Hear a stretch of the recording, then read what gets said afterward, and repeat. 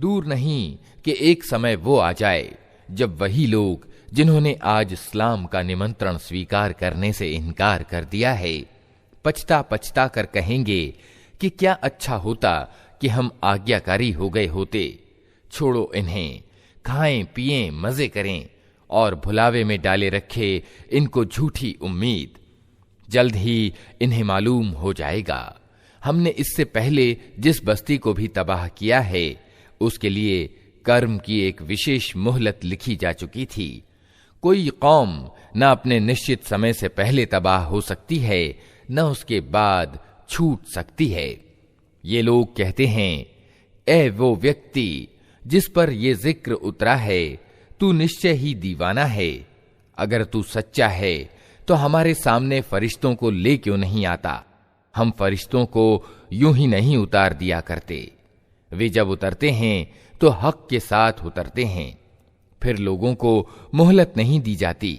रहा ये जिक्र तो इसको हमने उतारा है और हम खुद इसके रक्षक हैं। ए नबी, हम तुमसे पहले बहुत सी गुजरी कौमों में रसूल भेज चुके हैं। कभी ऐसा नहीं हुआ कि उनके पास कोई रसूल आया हो और उन्होंने उसकी हंसी ना उड़ाई हो। अपराधियों के दिलों में तो हम इस जिक्र को इसी तरह सलाख की भांति गुजारते हैं।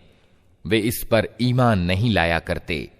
प्राचीन काल से इस आचार के लोगों की यही रीति चली आ रही है।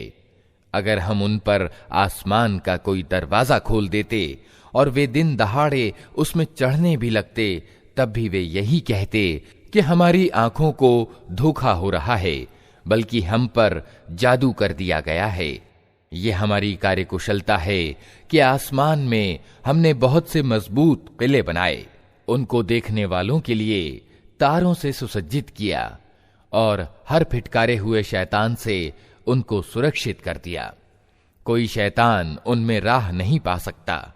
ये और बात है कि कुछ सुन गुन ले ले, और जब वह सुन गुन लेने की कोशिश करता है तो एक प्रदीप्त अग्निशिखा उसका पीछा करती है। हमने जमीन को फैलाया, उसमें पहाड़ जमाए, उसमें हर तरह की वनस्पति ठीक ठीक नपी तुली मात्रा के साथ उगाई और उसमें आजीविका के साधन जुटाए, तुम्हारे लिए भी और उन बहुत से सृष्टि के प्राणियों के लिए भी जिनके आहार दाता तुम नहीं हो। कोई चीज ऐसी नहीं जिसके खजाने हमारे पास ना हों, और जिस चीज को भी हम उतारते हैं एक निश्चित मात्रा में उतारते हैं। फलदायक हवाओं को हम ही भेजते हैं, फिर आसमान से पानी बरसाते हैं और उस पानी से तुम्हें सिंचित करते हैं। इस दौलत के खजाने के अधिकारी तुम नहीं हो। जिंदगी और मौत हम देते हैं और हम ही सबके उत्तराधिकारी होने वाले हैं। पहले जो लोग तुम में से हो गुजरे हैं उनको भी हमने देख रखा है, और बाद के आने वाले भी हमारी निगाह में हैं। यकीनन तुम्हारा रब इन सबको इकट्ठा करेगा। वो तत्वदर्शी भी है और सर्वज्ञ भी। हमने इंसान को सड़ी हुई मिट्टी के सूखे गारे से बनाया, और उससे पहले जिन्नों को हम आग की लपट से पैदा कर चुके थे। फिर याद करो उस अवसर को जब तुम्हारे रब ने फरिश्तों से कहा कि मैं सड़ी हुई मिट्टी के सूखे गारे से एक इंसान पैदा कर रहा हूं। जब मैं उसे पूरा बना चुकूं और उसमें अपनी रूह यानी आत्मा से कुछ फूंक दूं, तो तुम सब उसके आगे सजदे में गिर जाना। अतएव सब फरिश्तों ने सजदा किया सिवाय इब्लीस के कि उसने सजदा करने वालों का साथ देने से इनकार कर दिया। रब ने पूछा, ए इब्लीस, तुझे क्या हुआ कि तूने सजदा करने वालों का साथ न दिया? उसने कहा, मेरा ये काम नहीं है कि मैं उस इंसान को सजदा करूं जिसे तूने सड़ी हुई मिट्टी के सूखे गारे से पैदा किया है। रब ने कहा, अच्छा तो निकल जा यहां से, क्योंकि तू फिटकारा हुआ यानी मरदूद है, और अब बदले के दिन तक तुझ पर फिटकार है।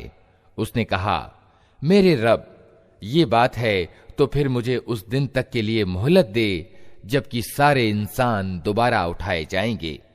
कहा, अच्छा तुझे मोहलत है उस दिन तक जिसका समय हमें मालूम है। वो बोला, मेरे रब, जैसा तूने मुझे बहकाया उसी तरह अब मैं जमीन में उनके लिए मनमोहकता पैदा करके उन सबको बहका दूंगा, सिवाय तेरे उन बंदों के जिन्हें तूने उनमें से खालिस कर लिया हो। कहा, ये मार्ग है जो सीधा मुझ तक पहुंचता है। बेशक जो मेरे वास्तविक बंदे हैं उन पर तेरा बस न चलेगा। तेरा बस तो सिर्फ उन बहके हुए लोगों ही पर चलेगा जो तेरा अनुसरण करें, और उन सब के लिए जहन्नम की धमकी है। ये जहन्नम जिससे इब्लीस के अनुयायियों को डराया गया है, उसके 7 दरवाजे हैं। हर दरवाजे के लिए उनमें से एक हिस्सा निश्चित कर दिया गया है। इसके विपरीत डर रखने वाले लोग बागों और झरनों में होंगे और उनसे कहा जाएगा कि दाखिल हो जाओ इनमें सलामती के साथ, निर्भयता पूर्वक। उनके दिलों में जो थोड़ी बहुत खोट कपट होगी उसे हम निकाल देंगे। वे आपस में भाई भाई बनकर आमने सामने तख्तों पर बैठेंगे। उन्हें न वहां किसी कष्ट से पाला पड़ेगा और न वे वहां से निकाले जाएंगे। ए नबी, मेरे बंदों को सूचित कर दो कि मैं बहुत माफ करने वाला और दयावान हूं, मगर इसके साथ मेरा अजाब भी बहुत ही दर्दनाक अजाब है। और इन्हें तनिक इब्राहीम के मेहमानों का किस्सा सुनाओ। जब वे आए उसके यहां और कहा, सलाम हो तुम पर, तो उसने कहा, हमें तुमसे डर लगता है। उन्होंने जवाब दिया, डरो नहीं, हम तुम्हें एक ज्ञानी लड़के की खुशखबरी देते हैं। इब्राहीम ने कहा, क्या तुम इस बुढ़ापे में मुझे संतान की खुशखबरी देते हो? तनिक सोचो तो सही, ये कैसी खुशखबरी तुम मुझे दे रहे हो? उन्होंने जवाब दिया, हम तुम्हें सच्ची खुशखबरी दे रहे हैं, तुम निराश न हो। इब्राहीम ने कहा, अपने रब की दयालुता से निराश तो पथभ्रष्ट लोग ही हुआ करते हैं। फिर इब्राहीम ने पूछा, ए अल्लाह के भेजे हुए, वो मुहिम क्या है जिस पर आप लोग पधारे हैं? वे बोले, हम एक अपराधी कौम की ओर भेजे गए हैं। सिर्फ लूत के घर वाले इससे अलग हैं, उन सबको हम बचा लेंगे, सिवाय उसकी बीवी के, जिसके लिए अल्लाह कहता है कि हमने नियत कर दिया है कि वो पीछे रह जाने वालों में सम्मिलित रहेगी। फिर जब ये दूत लूत के यहां पहुंचे तो उसने कहा, आप लोग अजनबी मालूम होते हैं। उन्होंने जवाब दिया, नहीं, बल्कि हम वही चीज लेकर आए हैं जिसके आने में ये लोग संदेह कर रहे थे। हम तुमसे सच कहते हैं कि हम हक के साथ तुम्हारे पास आए हैं। अतः अब तुम कुछ रात रहे अपने घर वालों को लेकर निकल जाओ और खुद उनके पीछे पीछे चलो। तुम में से कोई पलट कर ना देखे, बस सीधे चले जाओ जिधर जाने का तुम्हें हुक्म दिया जा रहा है। और उसे हमने अपना ये फैसला पहुंचा दिया कि प्रातः काल होते होते उन लोगों की जड़ काट दी जाएगी। इतने में नगर के लोग खुशी के मारे विकल होकर लूत के घर चढ़े आए। लूत ने कहा, भाइयों, ये मेरे मेहमान हैं, मेरी फजीहत ना करो, अल्लाह से डरो, मुझे अपमानित ना करो। वे बोले, क्या हम बार बार तुम्हें मना नहीं कर चुके हैं कि दुनिया भर के ठेकेदार न बनो? लूत ने विवश होकर कहा, अगर तुम्हें कुछ करना ही है तो ये मेरी बेटियां मौजूद हैं। तेरी जान की कसम ए नबी, उस समय उन पर एक नशा सा चढ़ा हुआ था जिसमें वे आपे से बाहर हुए जाते थे। आखिरकार पौ फटते ही उनको एक प्रचंड धमाके ने आ लिया और हमने उस बस्ती को तलपट करके रख दिया और उन पर पकी हुई मिट्टी के पत्थरों की वर्षा कर दी। इस घटना में बड़ी निशानियां हैं उन लोगों के लिए जो बुद्धिमान हैं, और वो भूभाग जहां ये घटना घटित हुई थी सार्वजनिक मार्ग पर स्थित है। इसमें शिक्षा सामग्री है उन लोगों के लिए जो ईमान वाले हैं। और आईका वाले जालिम थे तो देख लो कि हमने भी उनसे बदला लिया, और इन दोनों कौमों के उजड़े हुए क्षेत्र खुले रास्ते पर स्थित हैं। हिज्र के लोग भी रसूलों को झुठला चुके हैं। हमने अपनी आयतें उनके पास भेजी, अपनी निशानियां उनको दिखाईं, मगर वे सब की उपेक्षा ही करते रहे। वे पहाड़ को काट छांट कर मकान बनाते थे और अपनी जगह बिल्कुल निर्भय और निश्चिंत थे। आखिरकार एक जबरदस्त धमाके ने उनको सुबह होते आ लिया और उनकी कमाई उनके कुछ काम न आई। हमने जमीन और आसमानों को और उनमें मौजूद सब चीजों को सत्य के सिवा किसी अन्य आधार पर पैदा नहीं किया है और फैसले की घड़ी यकीनन आने वाली है। अतः ए नबी, तुम इन लोगों की अशिष्टताओं पर शिष्टतानुकूल क्षमा से काम लो। यकीनन तुम्हारा रब सबका स्रष्टा है और सब कुछ जानता है। हमने तुमको 7 ऐसी आयतें दे रखी हैं जो बार बार दोहराई जाने के योग्य हैं और तुम्हें महान कुरान प्रदान किया है। तुम उस सांसारिक सामग्री की ओर आंख उठाकर न देखो जो हमने इनमें से विभिन्न तरह के लोगों को दे रखी हैं, और न इनकी हालत पर अपना दिल कुढ़ाओ। इन्हें छोड़कर ईमान लाने वालों की ओर झुको और न मानने वालों से कह दो कि मैं तो साफ साफ चेतावनी देने वाला हूं। ये उसी तरह की चेतावनी है जैसी हमने उन विच्छेद करने वालों की ओर भेजी थी जिन्होंने अपने कुरान को टुकड़े टुकड़े कर डाला है। तो कसम है तेरे रब की, हम जरूर उन सब से पूछेंगे कि तुम क्या करते रहे हो। अतः ए नबी, जिस चीज का तुम्हें आदेश दिया जा रहा है उसे हाँक पुकार कर कह दो और मुशरिकों यानी बहुदेववादियों की तनिक भी चिंता न करो। तुम्हारी ओर से हम उन हंसी उड़ाने वालों की खबर लेने के लिए काफी हैं जो अल्लाह के साथ किसी और को भी रब ठहराते हैं। जल्द ही उन्हें मालूम हो जाएगा। हमें मालूम है कि जो बातें ये लोग तुम पर बनाते हैं उनसे तुम्हारे दिल को बड़ी कुढ़न होती है। इसका इलाज ये है कि अपने रब की हम्द यानी स्तुति के साथ उसकी तस्बीह करो, उसकी सेवा में सजदा करो और उस अंतिम घड़ी तक अपने रब की बंदगी करते रहो जिसका आना यकीनी है। अल्लाह के नाम से जो बड़ा ही मेहरबान और रहम करने वाला है। आ गया अल्लाह का फैसला, अब उसके लिए जल्दी न मचाओ।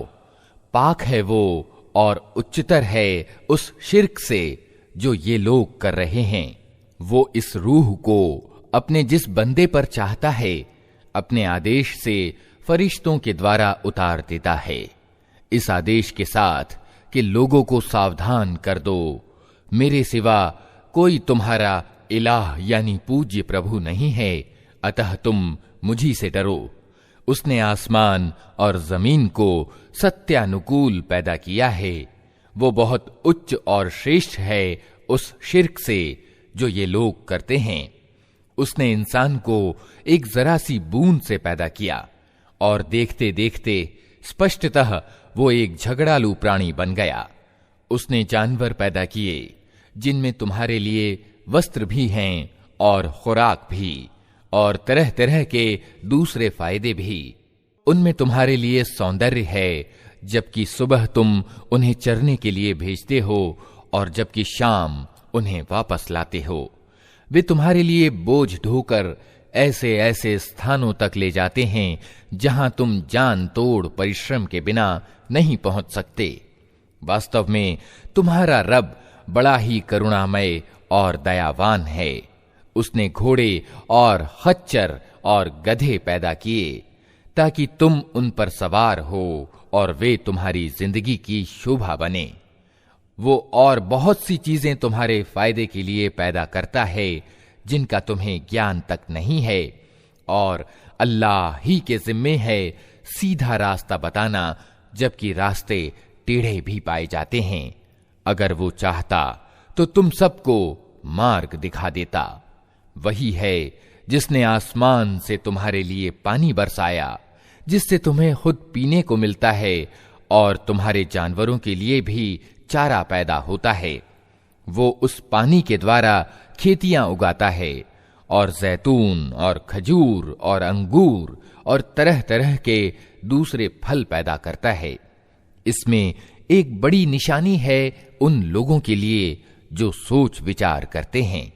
उसने तुम्हारी भलाई के लिए रात और दिन को और सूरज और चांद को वशीभूत कर रखा है, और सब तारे भी उसी के आदेश से वशीभूत हैं। इसमें बहुत सी निशानियां हैं उन लोगों के लिए जो बुद्धि से काम लेते हैं। और ये जो बहुत सी रंग बिरंग की चीजें उसने तुम्हारे लिए जमीन में पैदा कर रखी हैं, इनमें भी जरूर निशानी है उन लोगों के लिए जो शिक्षा लेने वाले हैं। वही है जिसने तुम्हारे लिए समुद्र को वशीभूत कर रखा है, ताकि तुम उससे तरोताजा गोश्त लेकर खाओ, और उससे साज सज्जा की वे चीजें निकालो जिन्हें तुम पहना करते हो। तुम देखते हो कि नौका समुद्र का सीना चीरती हुई चलती है। ये सब कुछ इसलिए है कि तुम अपने रब का अनुग्रह यानी फजल तलाश करो और उसके कृतज्ञ बनो। उसने जमीन में पहाड़ों की मेखें गाड़ दी ताकि जमीन तुमको लेकर ढुलक न जाए। उसने नदियां प्रवाहित की और प्राकृतिक मार्ग बनाए ताकि तुम मार्ग पाओ। उसने जमीन में मार्ग बताने वाले चिन्ह रख दिए और तारों से भी लोग मार्ग पाते हैं। फिर क्या वो जो पैदा करता है और वे जो कुछ भी पैदा नहीं करते दोनों समान हैं? क्या तुम होश में नहीं आते? अगर तुम अल्लाह की नेमतों को गिनना चाहो तो गिन नहीं सकते। वास्तविकता ये है कि वो बड़ा ही क्षमाशील और दयावान है। हालांकि वो तुम्हारे खुले को भी जानता है और छिपे को भी। और वे दूसरी हस्तियां जिन्हें अल्लाह को छोड़कर लोग पुकारते हैं, वे किसी चीज की भी सृष्टा नहीं हैं, बल्कि खुद पैदा की हुई हैं। निर्जीव हैं न कि जीवित, और उनको कुछ मालूम नहीं है कि उन्हें कब दोबारा जीवित करके उठाया जाएगा। तुम्हारा इलाह यानी पूज्य प्रभु बस एक ही इलाह है, मगर जो लोग आखिरत को नहीं मानते उनके दिलों में इनकार बस कर रह गया है और वे घमंड में पड़ गए हैं। अल्लाह यकीनन इनकी सब करतूत जानता है, छिपी हुई भी और खुली हुई भी। वो उन लोगों को हरगिज पसंद नहीं करता जो मन के अहंकार में पड़े हुए हों। और जब कोई उनसे पूछता है कि तुम्हारे रब ने ये क्या चीज उतारी है, तो कहते हैं अजी वो तो अगले समयों की पुरातन कहानियां हैं। ये बातें वे इसलिए करते हैं कि क़यामत के दिन अपने बोझ भी पूरे उठाएं और साथ साथ कुछ उन लोगों के बोझ भी समेटें जिन्हें ये अज्ञान के कारण पथभ्रष्ट कर रहे हैं। देखो कैसी कठिन जिम्मेदारी है जो ये अपने सिर ले रहे हैं। इनसे पहले भी बहुत से लोग सत्य को नीचा दिखाने के लिए ऐसी ही मक्कारियां कर चुके हैं। तो देख लो कि अल्लाह ने उनकी मक्कारी की इमारत जड़ से उखाड़ फेंकी और उसकी छत ऊपर से उनके सिर पर आ रही, और ऐसी दिशा से उन पर अजाब आया जिधर से उसके आने का उनको गुमान तक न था। फिर क़यामत के दिन अल्लाह उन्हें अपमानित करेगा और उनसे कहेगा, बताओ अब कहाँ हैं मेरे वे साझीदार जिनके लिए तुम सत्यवादियों से झगड़े किया करते थे। जिन लोगों को दुनिया में ज्ञान मिला था वे कहेंगे, आज अपमान और दुर्भाग्य है इनकार करने वालों के लिए। हाँ, उन्हीं इनकार करने वालों के लिए जो अपने आप पर जुल्म करते हुए जब फरिश्तों के हाथों पकड़े जाते हैं तो उद्दंडता त्याग कर तुरंत डगें डाल देते हैं और कहते हैं, हम तो कोई बुरा काम नहीं कर रहे थे। फरिश्ते जवाब देते हैं, कर कैसे नहीं रहे थे, अल्लाह तुम्हारी करतूतों से खूब परिचित है। अब जाओ जहन्नम के दरवाजों में घुस जाओ, वहीं तुमको हमेशा रहना है। वास्तव में बड़ा ही बुरा ठिकाना है अहंकारियों के लिए। दूसरी ओर जब अल्लाह का डर रखने वाले लोगों से पूछा जाता है कि ये क्या चीज है जो तुम्हारे रब की ओर से अवतरित हुई है, तो वे जवाब देते हैं कि बेहतरीन चीज उतरी है। इस तरह के उत्तमकार लोगों के लिए इस दुनिया में भी भलाई है और आखिरत का घर तो जरूर ही उनके हक में ज्यादा अच्छा है। बड़ा अच्छा घर है डर रखने वाले लोगों का, हमेशा रहने की जन्नतें जिनमें वे प्रवेश करेंगे, नीचे नहरें बह रही होंगी और सब कुछ वहां बिल्कुल उनकी इच्छा के अनुकूल होगा।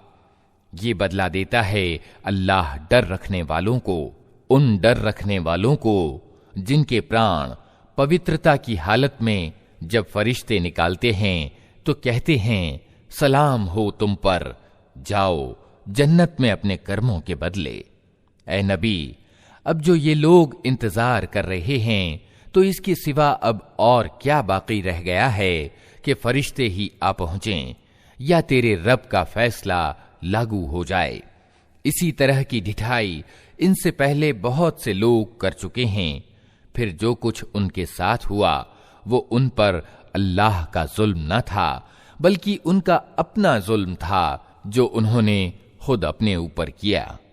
उनकी करतूतों की खराबियां आखिरकार उनके सिर आ लगीं और वही चीज उन पर छाकर रही जिसकी वे हंसी उड़ाया करते थे। ये मुशरिक यानी बहुदेववादी कहते हैं, अगर अल्लाह चाहता तो न हम और न हमारे बाप दादा उसके सिवा किसी और की बंदगी करते और न उसके आदेश के बिना किसी चीज को हराम यानी अवैध ठहराते।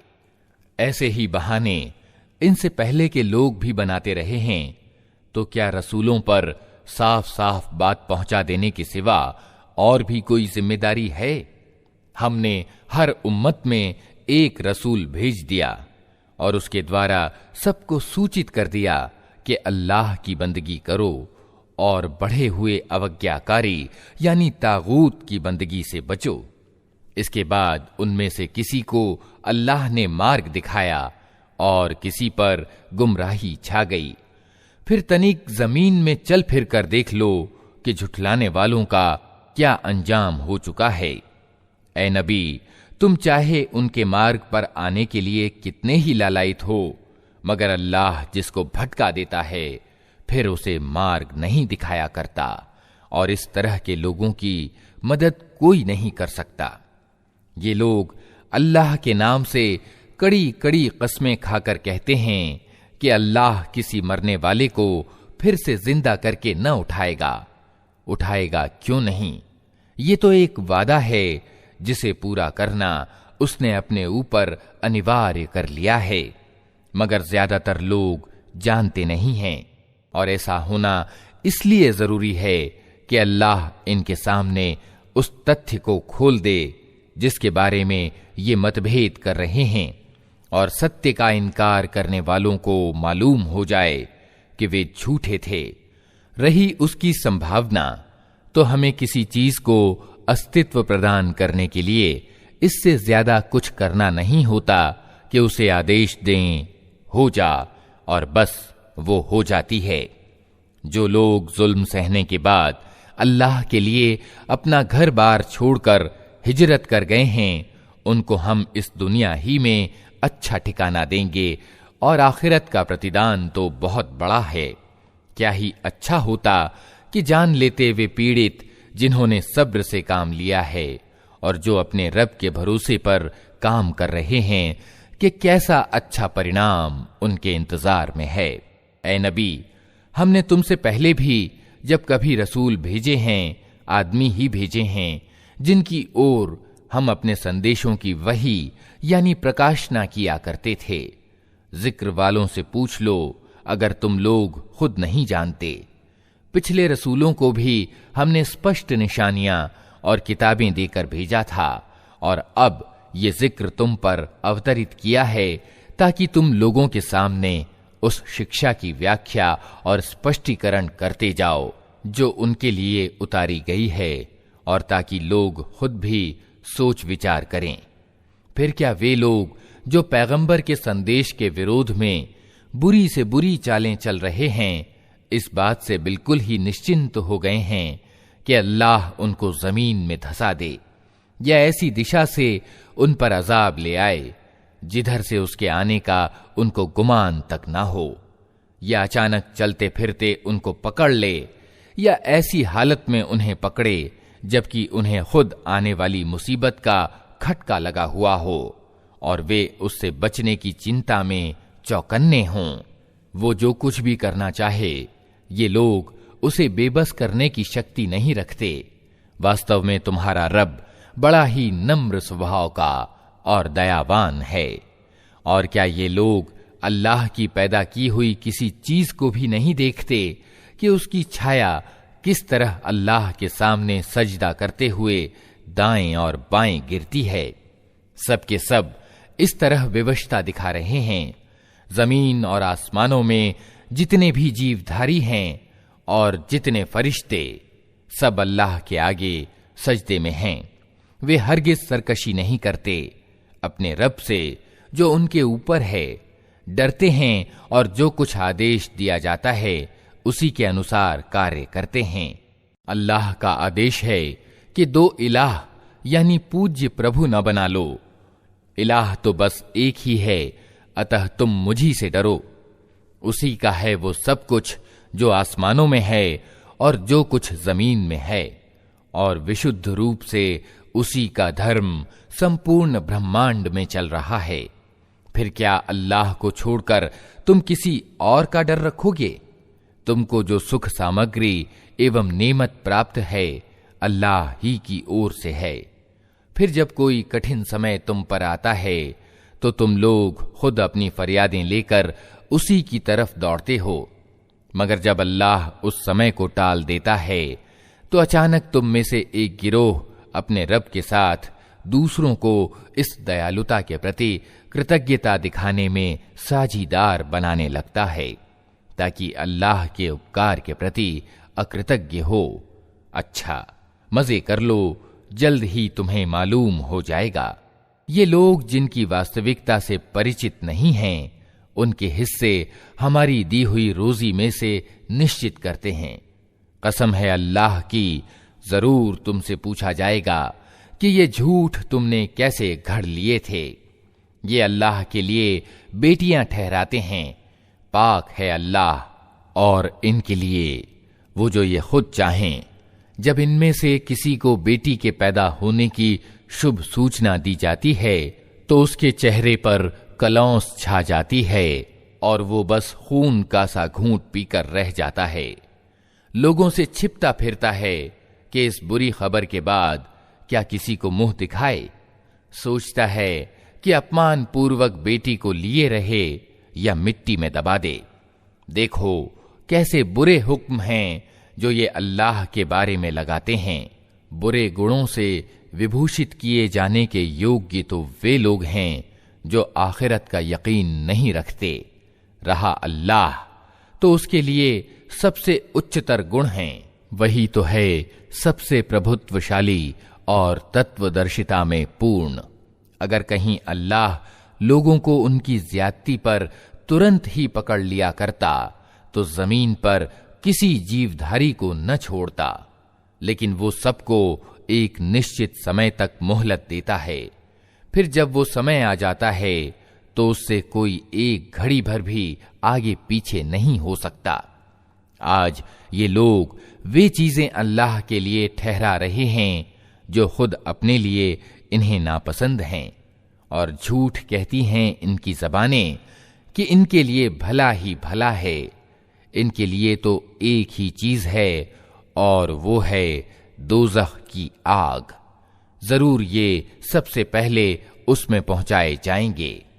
अल्लाह की कसम, ए नबी, तुमसे पहले भी बहुत से समुदायों यानी कौमों में हम रसूल भेज चुके हैं, और पहले भी यही होता रहा है कि शैतान ने उनकी बुरी करतूतें उन्हें मोहक बनाकर दिखाईं और रसूलों की बात उन्होंने कदापि ना मानी। वही शैतान आज इन लोगों का भी अभिवाहक बना हुआ है और ये दर्दनाक सजा के पात्र बन रहे हैं। हमने ये किताब तुम पर इसलिए उतारी है कि तुम उन मतभेदों की वास्तविकता इन पर खोल दो जिनमें ये पड़े हुए हैं। ये किताब मार्गदर्शन और दयालुता बनकर अवतरित हुई है उन लोगों के लिए जो इसे मान लें। तुम हर बरसात में देखते हो कि अल्लाह ने आसमान से पानी बरसाया और अचानक मुर्दा पड़ी हुई जमीन में उसके कारण जान डाल दी। यकीनन इसमें एक निशानी है सुनने वालों के लिए, और तुम्हारे लिए चौपायों में भी एक शिक्षा मौजूद है। उनके पेट से गोबर और खून के बीच से हम एक चीज तुम्हें पिलाते हैं, अर्थात शुद्ध दूध, जो पीने वालों के लिए अत्यंत स्वादिष्ट है। इसी तरह खजूरों के पेड़ों और अंगूरों की बेलों से भी हम एक चीज तुम्हें पिलाते हैं, जिसे तुम मादक यानी नशीली भी बना लेते हो और पाक रोजी भी। यकीनन इसमें एक निशानी है बुद्धि से काम लेने वालों के लिए। और देखो, तुम्हारे रब ने मधुमक्खी पर इस बात की प्रकाशना यानी वही कर दी कि पहाड़ों में और पेड़ों में और टट्टियों पर चढ़ाई हुई बेलों में अपने छत्ते बना और हर तरह के फलों का रस चूस और अपने रब की समतल की हुई राहों पर चलती रह। उस मक्खी के भीतर से रंग बिरंग का एक शरबत निकलता है, जिसमें शिफा यानी आरोग्य है लोगों के लिए। यकीनन इसमें भी एक निशानी है उन लोगों के लिए जो सोच विचार करते हैं। और देखो, अल्लाह ने तुमको पैदा किया, फिर वो तुमको मौत देता है, और तुम में से कोई निकृष्टतम आयु को पहुंचा दिया जाता है, ताकि सब कुछ जानने के बाद फिर कुछ ना जाने। सच ये है कि अल्लाह ही ज्ञान में भी पूर्ण है और सामर्थ्य में भी। और देखो, अल्लाह ने तुम में से कुछ को कुछ के मुकाबले में रोजी में आगे रखा है। फिर जिन लोगों को इस प्रकार आगे रखा है, वे ऐसे नहीं हैं कि अपनी रोजी अपने गुलामों की ओर फेर दिया करते हों, ताकि दोनों इस रोजी में बराबर के हिस्सेदार बन जाएं। तो क्या अल्लाह ही का उपकार स्वीकार करने से इन लोगों को इनकार है? और वो अल्लाह ही है जिसने तुम्हारे लिए तुम्हारी सहजाती पत्नियां बनाई, और उसी ने उन पत्नियों से तुम्हें बेटे पोते प्रदान किए और अच्छी अच्छी चीजें तुम्हें खाने को दीं।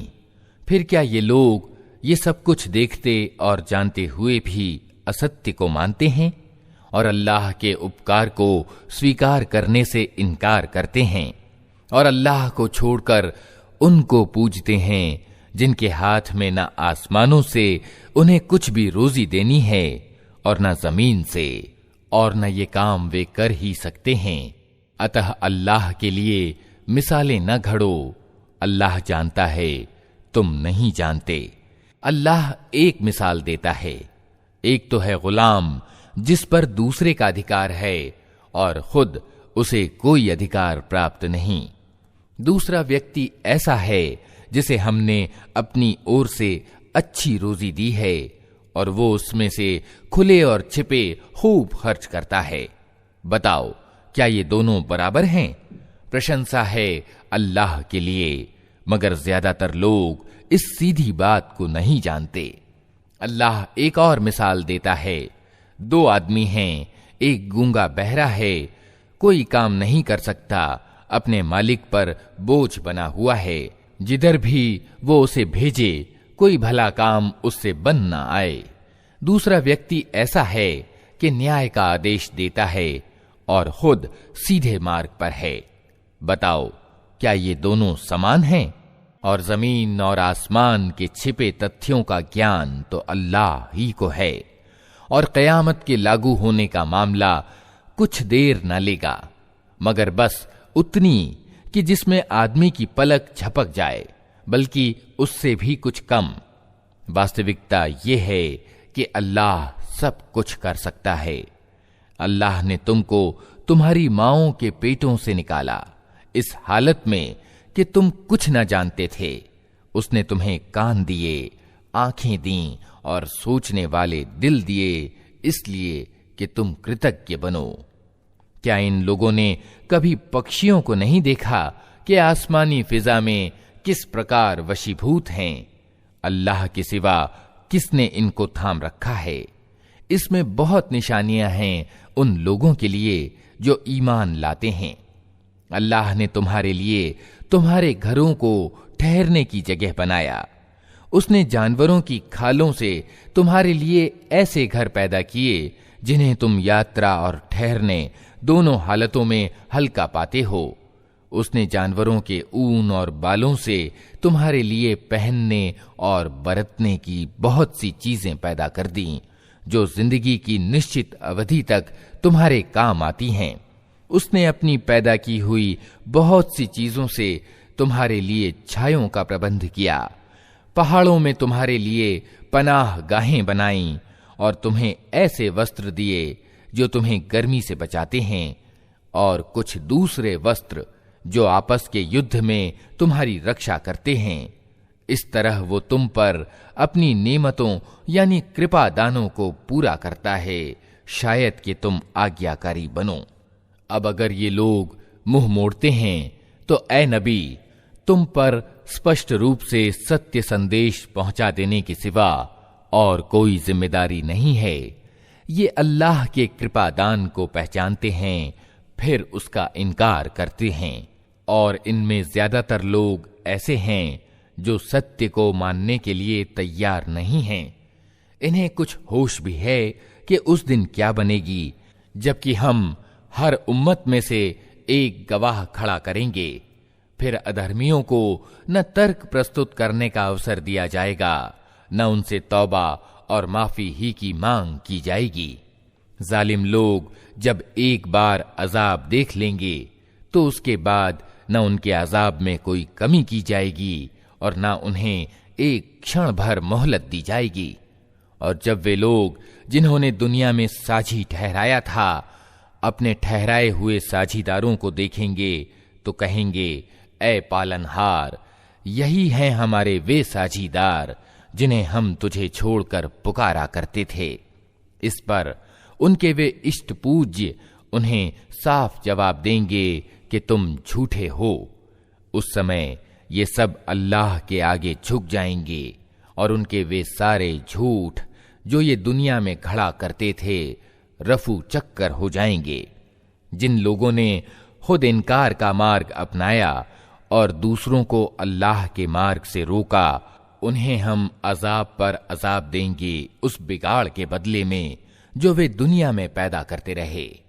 ऐ नबी, इन्हें उस दिन से सावधान कर दो जबकि हम हर उम्मत में खुद उसी के अंदर से एक गवाह उठा खड़ा करेंगे जो उसके मुकाबले में गवाही देगा, और इन लोगों के मुकाबले में गवाही देने के लिए हम तुम्हें लाएंगे। और ये इसी गवाही की तैयारी है कि हमने ये किताब तुम पर अवतरित कर दी है, जो हर चीज को साफ साफ स्पष्ट करने वाली है और मार्गदर्शन एवं दयालुता और शुभ सूचना है उन लोगों के लिए जो आज्ञाकारी हो गए हैं। अल्लाह न्याय और भलाई और नातेदारों के हक अदा करने का आदेश देता है और बुराई और अश्लीलता और जुल्म व ज्यादती से रोकता है। वो तुम्हें नसीहत करता है ताकि तुम शिक्षा लो। अल्लाह की प्रतिज्ञा पूरी करो जबकि तुमने उससे कोई प्रतिज्ञा की हो, और अपनी कस्में पक्की करने के बाद तोड़ न डालो जबकि तुम अल्लाह को अपने ऊपर गवाह बना चुके हो। अल्लाह तुम्हारे सब कर्मों को जानता है।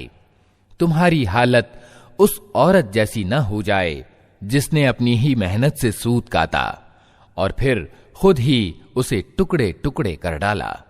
तुम अपनी कस्मों को आपस के मामलों में छल कपट का साधन बनाते हो ताकि एक कौम दूसरी कौम से बढ़कर लाभ प्राप्त करे। हालांकि बात यह है कि अल्लाह इस प्रतिज्ञा के द्वारा तुमको परीक्षा में डालता है, और जरूर वो क़यामत के दिन तुम्हारे सभी विभेदों की वास्तविकता तुम पर स्पष्ट कर देगा। अगर अल्लाह की इच्छा ये होती कि तुम में कोई मतभेद न हो तो वो तुम सबको एक ही उम्मत बना देता, मगर वो जिसे चाहता है गुमराही में डालता है और जिसे चाहता है सीधा मार्ग दिखा देता है, और जरूर तुमसे तुम्हारे कर्मों के बारे में पूछा जाएगा। और ए मुसलमानों, तुम अपनी कस्मों को आपस में एक दूसरे को धोखा देने का साधन न बना लेना। कहीं ऐसा न हो कि कोई कदम जमने के बाद उखड़ जाए और तुम इस अपराध के बदले में कि तुमने लोगों को अल्लाह के मार्ग से रोका, बुरा नतीजा देखो और सजा भुगतो। अल्लाह की प्रतिज्ञा को थोड़े से लाभ के बदले में बेच न डालो। जो कुछ अल्लाह के पास है वो तुम्हारे लिए ज्यादा अच्छा है अगर तुम जानो। जो कुछ तुम्हारे पास है वो खर्च हो जाने वाला है, और जो कुछ अल्लाह के पास है वही बाकी रहने वाला है। और हम जरूर सब्र से काम लेने वालों को उनके बदले उनके उत्तम कर्मों के अनुसार देंगे। जो व्यक्ति भी अच्छा कर्म करेगा, चाहे वो मर्द हो या औरत, शर्त यह है कि हो वो मोमिन यानी ईमान वाला, उसे हम दुनिया में पवित्र जीवन यापन कराएंगे और परलोक में ऐसे लोगों को उनके बदले उनके उत्तम कर्मों के अनुसार प्रदान करेंगे। फिर जब तुम कुरान पढ़ने लगो तो फिटकारे हुए शैतान से अल्लाह की पनाह मांग लिया करो। उसे उन लोगों पर जोर और अधिकार प्राप्त नहीं होता जो ईमान लाते और अपने रब पर भरोसा करते हैं। उसका जोर तो उन्हीं लोगों पर चलता है जो उसको अपना अभिभावक बनाते और उसके बहकाने से शिर्क करते हैं। जब हम एक आयत की जगह दूसरी आयत उतारते हैं और अल्लाह अच्छा जानता है कि वो क्या उतारे, तो ये लोग कहते हैं कि तुम ये कुरान खुद गढ़ते हो। वास्तव में बात यह है कि इनमें से ज्यादातर लोग हकीकत से अपरिचित हैं। उनसे कहो कि उसे तो पवित्र आत्मा ने ठीक ठीक मेरे रब की ओर से क्रमशः उतारा है, ताकि ईमान लाने वालों के ईमान को सुदृढ़ता प्रदान करे और आज्ञाकारी लोगों को जिंदगी के मामलों में सीधी राह बताए और उन्हें सफलता और सौभाग्य की खुशखबरी दे। हमें मालूम है ये लोग तुम्हारे संबंध में कहते हैं कि इस व्यक्ति को एक आदमी सिखाता पढ़ाता है, हालांकि इनका इशारा जिस आदमी की ओर है उसकी भाषा अजमी यानी विदेशी है और ये स्पष्ट अरबी भाषा है। वास्तविकता ये है कि जो लोग अल्लाह की आयतों को नहीं मानते, अल्लाह कभी उनको सही बात तक पहुंचने का सुअवसर नहीं देता और ऐसे लोगों के लिए दर्दनाक अजाब है।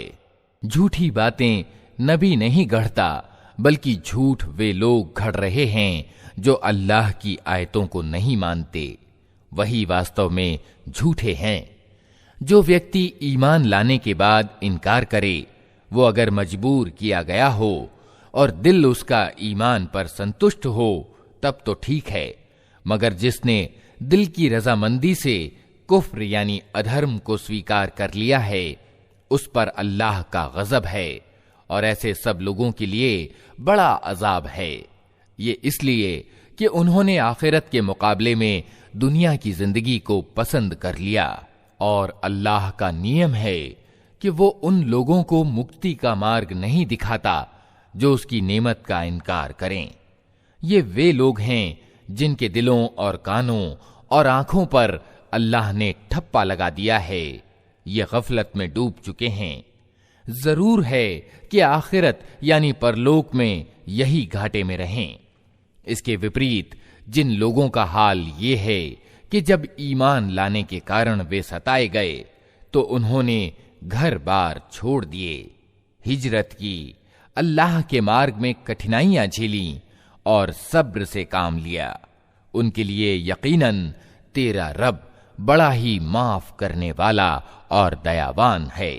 इन सब का फैसला उस दिन होगा जबकि हर व्यक्ति अपने ही बचाव की चिंता में लगा हुआ होगा और हर एक को उसके किए का बदला पूरा पूरा दिया जाएगा और किसी पर कण भर जुल्म न होने पाएगा। अल्लाह एक बस्ती की मिसाल देता है। वो निश्चिंतता और इत्मीनान की जिंदगी बिता रही थी और हर ओर से उसको बहुतायत के साथ रोजी पहुंच रही थी कि उसने अल्लाह की नेमतों के संबंध में अकृतज्ञता दिखानी शुरू कर दी। तब अल्लाह ने उसके निवासियों को उनकी करतूतों का ये मजा चखाया कि भूख और डर, खौफ की मुसीबतें उन पर छा गईं।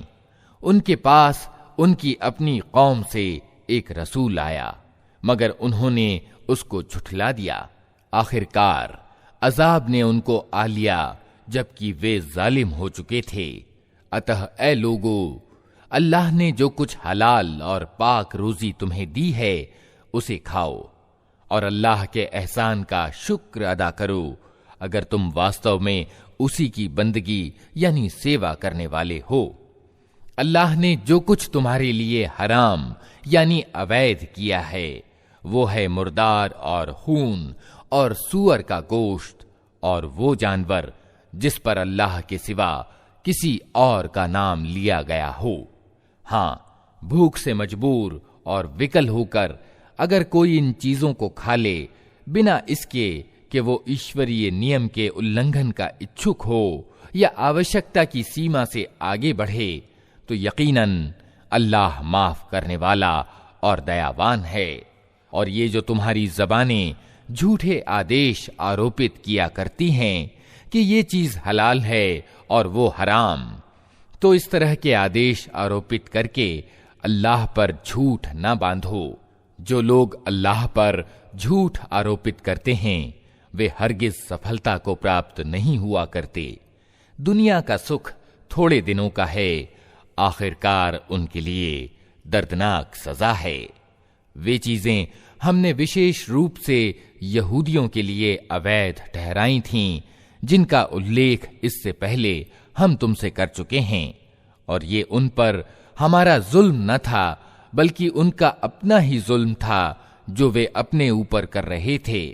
अलबत्ता जिन लोगों ने अज्ञान के कारण बुरा कर्म किया और फिर तौबा करके अपने कर्म को सुधार लिया, तो यकीनन तौबा और सुधार के बाद तेरा रब उनके लिए माफ करने वाला और दयावान है। वास्तविकता ये है कि इब्राहीम अपनी जात से एक पूरा समुदाय यानी उम्मत था, अल्लाह का आज्ञाकारी और एकाग्र। वो कभी मुशरिक यानी बहुदेववादी न था। अल्लाह के कृपादानों का आभार प्रकट करने वाला था। अल्लाह ने उसे चुन लिया और सीधा मार्ग दिखा दिया। दुनिया में उसको भलाई दी और आखिरत में वो यकीनन अच्छे लोगों में से होगा। फिर हमने तुम्हारी ओर ये प्रकाशना की कि एकाग्र होकर इब्राहीम के पथ पर चलो, और वो मुशरिकों यानी बहुदेववादियों में से न था। रहा सब्त, तो उसे हमने उन लोगों पर डाला था जिन्होंने उससे संबंधित आदेशों में विभेद किया, और यकीनन तेरा रब क़यामत के दिन उन सब बातों का फैसला कर देगा जिनमें वे विभेद करते रहे हैं। ऐ नबी, अपने रब के मार्ग की ओर बुलाओ तत्वदर्शिता और सदुपदेश के साथ, और उन लोगों से विवाद करो ऐसे ढंग से जो उत्तम हो। तुम्हारा रब ही ज्यादा बेहतर जानता है कि कौन उसके मार्ग से भटका हुआ है और कौन सीधे मार्ग पर है। और अगर तुम लोग बदला लो तो बस उतना ही ले लो जितनी तुम पर ज्यादती की गई हो, लेकिन अगर तुम सब्र से काम लो तो यकीनन ये सब्र करने वालों ही के लिए अच्छा है। ऐ नबी, सब्र से काम किए जाओ, और तुम्हारा ये सब्र अल्लाह ही की तौफीक से है। उन लोगों की हरकतों पर रंज व गम न करो और न उनकी चालबाजियों पर दिल तंग हो।